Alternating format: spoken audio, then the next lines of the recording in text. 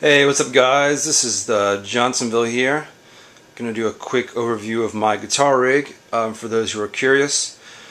I spent many years going through different rigs, trying out different amps, different effects, different cabs, different speakers, and now I've finally come to something that I've stayed with for about a year and a half now. Haven't really strayed. Love the sound, love the tone, so let's check it out. So, we'll start off with a head. This is an Egnater Mod 50 custom shop head, not to be confused with stuff you find at Guitar Center. Although it's designed by Egnater, it's not handmade. It's a big distinction. So anyway, this is the Mod 50. It uses the modular system, which Bruce Egnater invented or designed.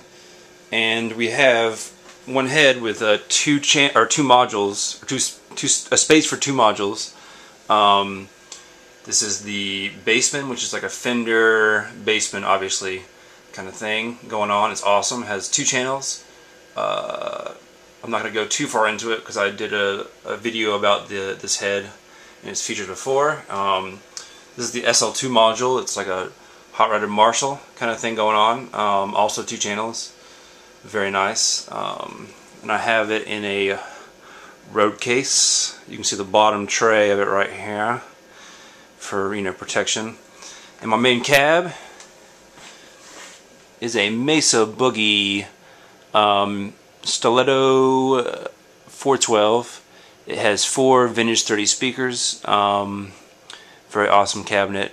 I've gone through many Marshall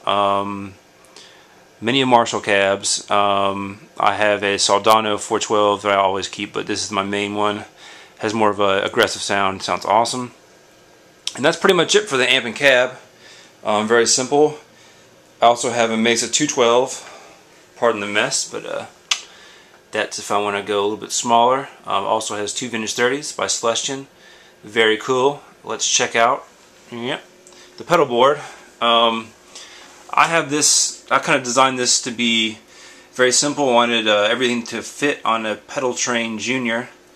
So I kind of just went around with that. I have a bigger pedal board on a PT2, but that's a little too many pedals. Or, there are too many pedals to carry around and worry about at gigs. So then this, once I kind of went the small route, I realized that I don't need as much stuff, for my style. So anyway, let's start, I guess, with the signal path. First, we have a RMC Real McCoy Custom Wizard wah. It's more of a modern sounding wah, not quite as crazy of a sweep on it. It's pretty smooth sounding, that's why I like it. Very durable, very nice, pretty red. Here, let's see, we have, this is actually in the effects loop, but this pink pedal is it was designed, I think, by Egnater. I just got the schematic from him.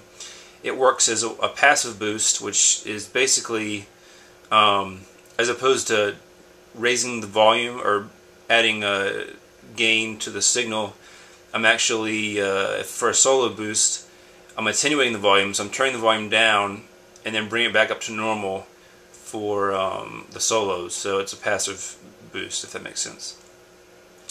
So I guess we're not going to the signal chain exactly, but this is also in the loop. This is a Boss DD20 Giga Delay. The reason why I chose this is what has lots of features on it. Obviously, I'd probably just scratch the surface with those features, but it works great in an effects loop, and that is where I use my delay. So that is very important to me. I could probably get away with the DD3, but that never really worked well in the loop. I always lost volume. I guess there was an impedance mismatch, and I never could get it straightened out, even with external boxes and whatnot. So this is here to stay. We also have a MXR Phase 45, not to be confused with the Phase 90. This is a slightly more subtle pedal as far as the phase sound. I'm a phase freak. I have lots of phase pedals, a lot of different phase 90s, from different years, some vintage ones. But this is one that for some reason just sounded great, so it's been on the board. This is a Boss TU2, dubbed the penis tuner. I will probably end up going the turbo tuner route eventually, but at this point, this is what I'm using. This is a ISP decimated noise reduction pedal.